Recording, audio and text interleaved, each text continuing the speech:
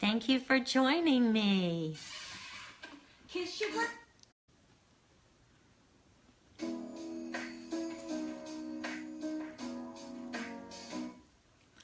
Twinkle, twinkle, little star, what a special friend you are.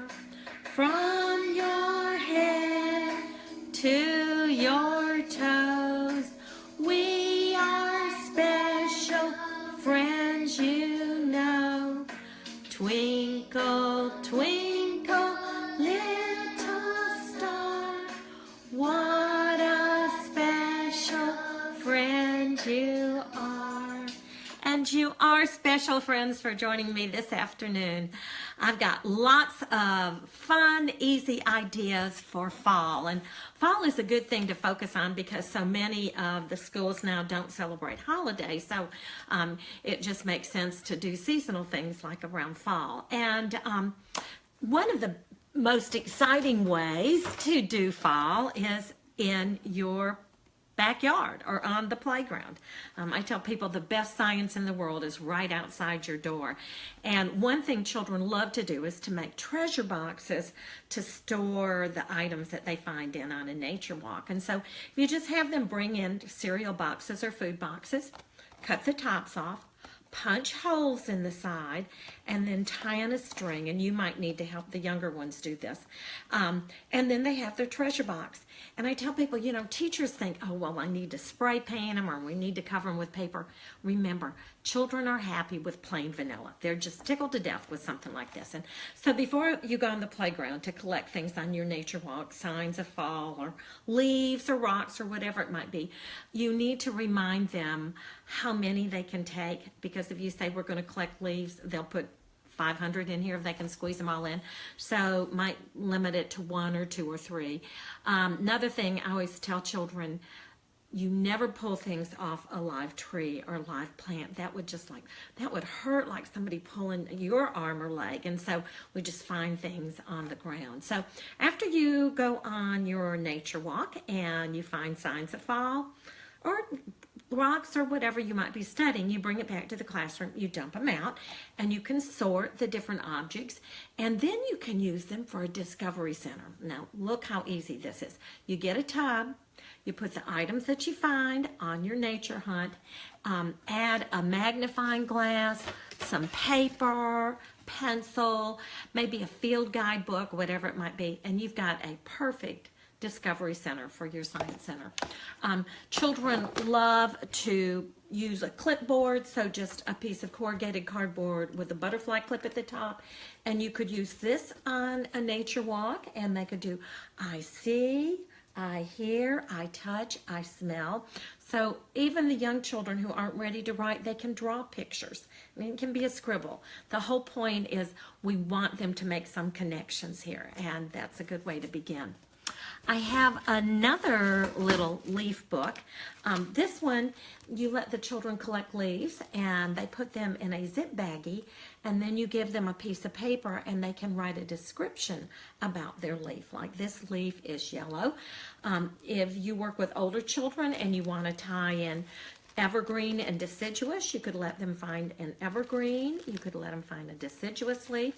You can do individual bags for the children, or you can staple them together and you've got a little class book.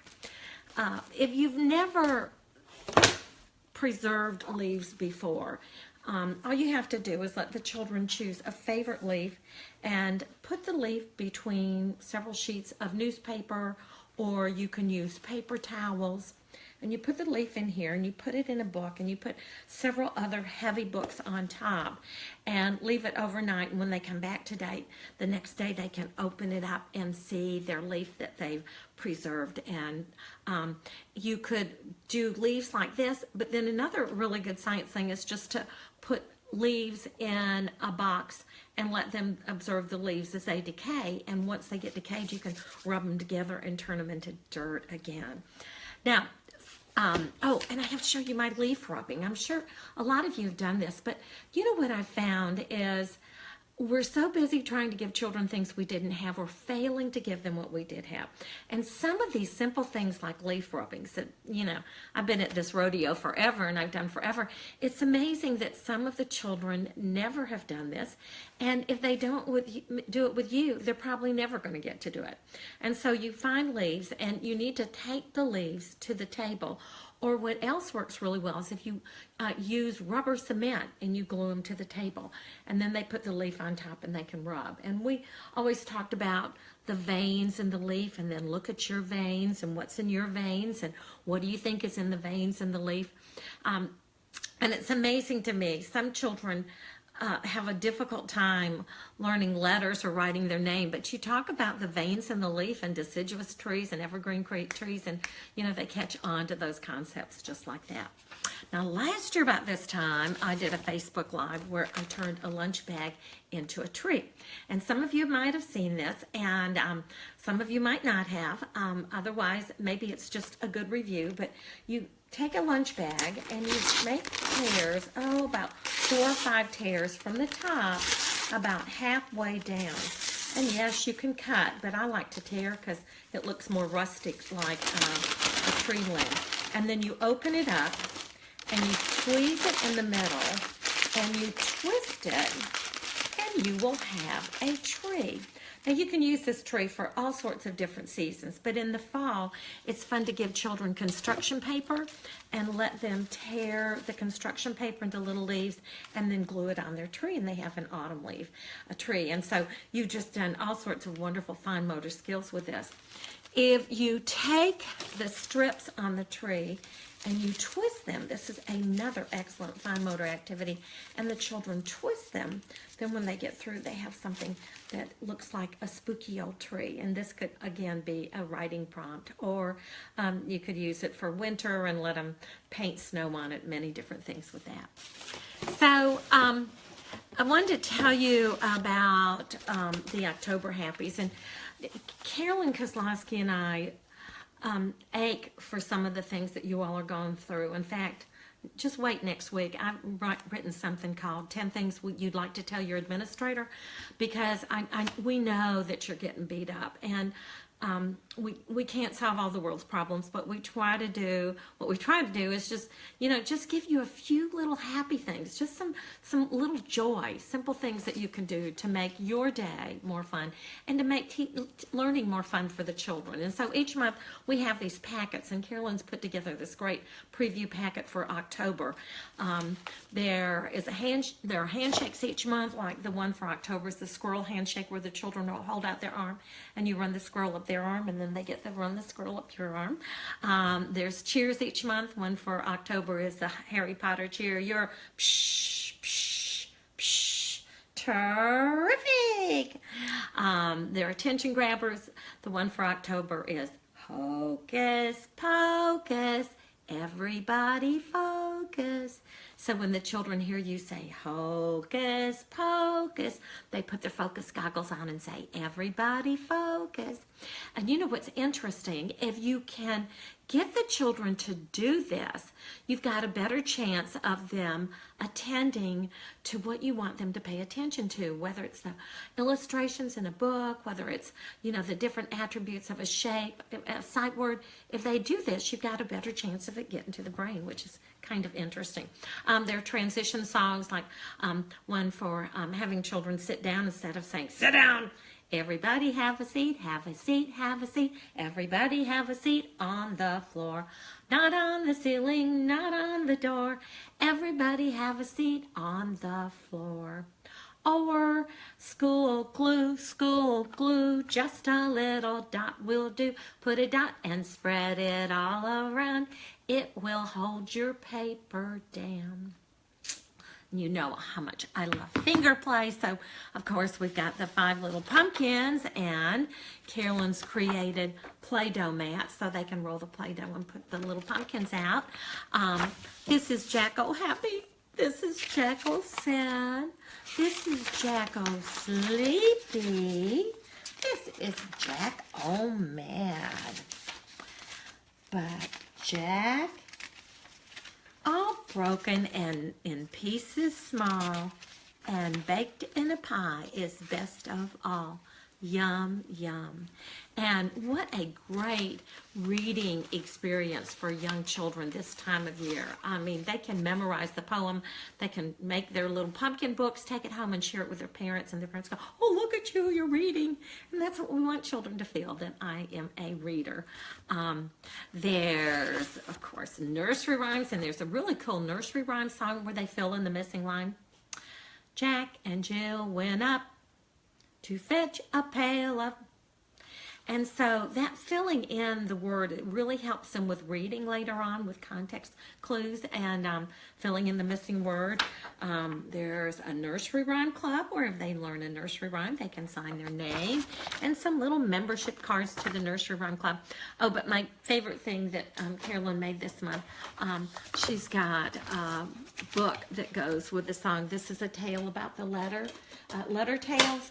And one of the things each month, there are over 15 songs. This month there's 17 songs in the packet and 115 pages of ready-to-use activities, but I'll play a little bit of this song for you.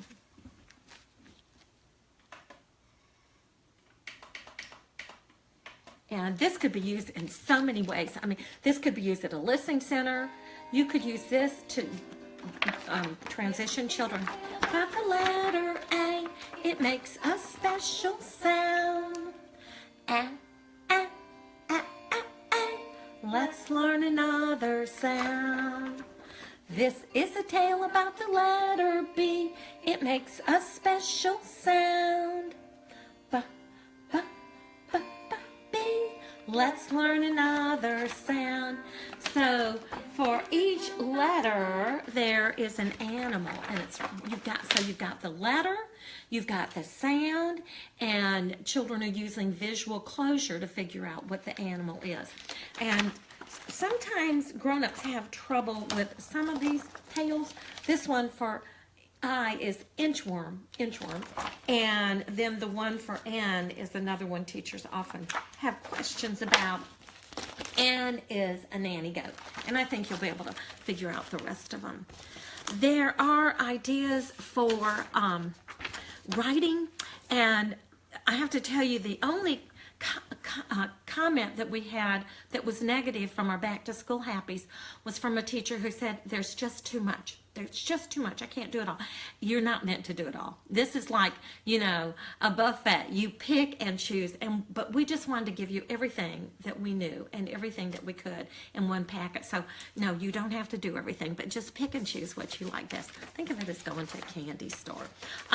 One of the things Carolyn does is she gives you activities to get the little hands ready before they write. And my favorite one was her Mickey Mouse one, where they put up their ears and then they open and close their hands before they get ready to write.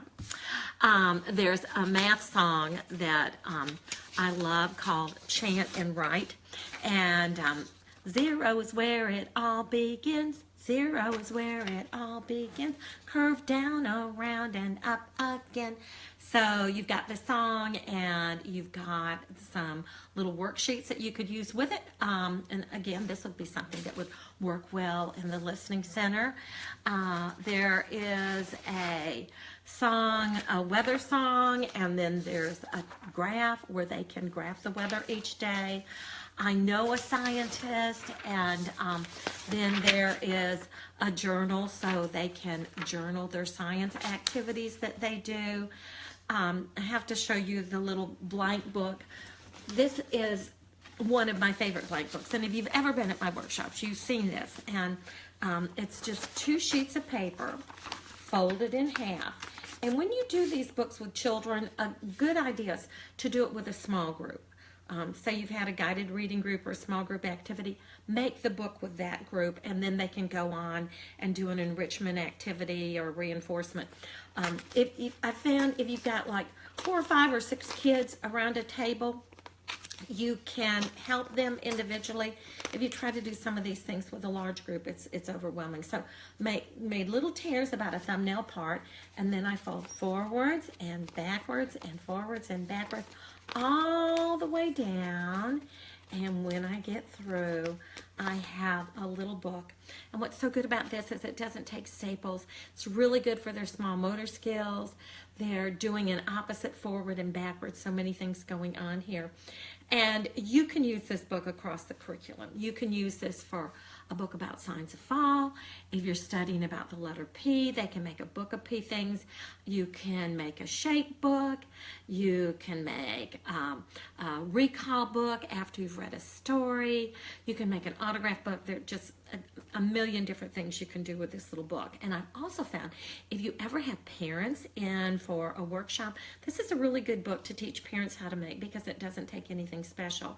And one of the reasons we want to make books with children is because then we send the book home and it puts a book in the home for some children who don't have books in their home. And a variation of this, if you use a colored sheet of paper on the outside and a white sheet on the inside, it really does look like a book. If you want a long skinny book, you just fold the paper hot dog style and you'll have a long skinny book, and you could use that for things that are tall. And if you want a smaller book, you just cut the paper in half and then make it that way. So lots of things you can do with that. And Carolyn also did a little shape. We've got shape activities this in the October Happies, but a little shape man that they can put together, and then that becomes the writing prompt for what you would do if you were a scarecrow. And there's also a scarecrow song. Well, I have been told that these Facebook Lives should not last over 15 minutes. And of course, when I'm planning these things, I'm thinking, oh, how am I ever going to talk that long? And then all of a sudden, you see me looking at my watch and thinking, oh, I better finish up here. So I'm going to finish up with a song.